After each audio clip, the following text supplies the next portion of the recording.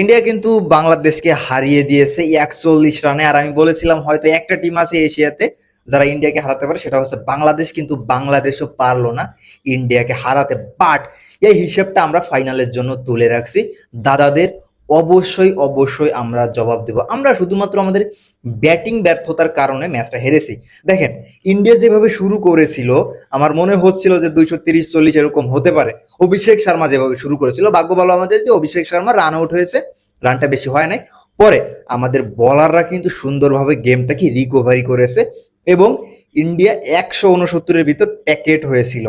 দেন hope ছিল যে বাংলাদেশ জিতবে, বাট বাংলাদেশের বাজে ব্যাটিং এর কারণে এই ম্যাচটা আমরা হেরে যাই। না হলে আরেকটা ব্যাটিং যদি ক্লিক করতো, দেখেন সাইফ হাসান কিন্তু অনেক অনেক ভালো খেলেছে। মানে আরেকটা ব্যাটসম্যান যদি জাস্ট একটু ক্লিক করতো তাহলেই কিন্তু আজকে ইন্ডিয়ার অবস্থা খারাপ হয়ে যেত। মানে টু বি হনেস্ট, এটা আপনার মানতেই হবে, যদি আরেকটা ব্যাটসম্যান দাঁড়াইতে পারতো তাহলে ইন্ডিয়ার অবস্থা খারাপ হতো।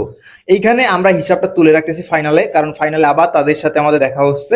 অবশ্যই আমরা ফাইনালে যাব, আর সেদিন ফাইনালে গিয়ে তাদের সাথে আমরা হিসাবটা বরাবর করব। আর এইখানে কিন্তু আমি একটা শপথ করেছি, যতদিন বাংলাদেশ এশিয়া কাপ না জিতবে ততদিন কিন্তু আমি খালি গায়ে ভিডিও বানাবো। আর এই অবস্থাটা বিবেচনা করে হলেও বাংলাদেশের একটা এশিয়া কাপ নেওয়া উচিত কিন্তু আমার মনে হয়। আর আপনাদের মতামত অবশ্যই কমেন্ট বক্সে জানান। আর দাদাদের বলতেছি, আপনাদের সাথে আমাদের আবার দেখা হবে এশিয়া কাপের ফাইনালে। সেদিন আমরা হিসাবটা বরাবর করে নিব। Thank you.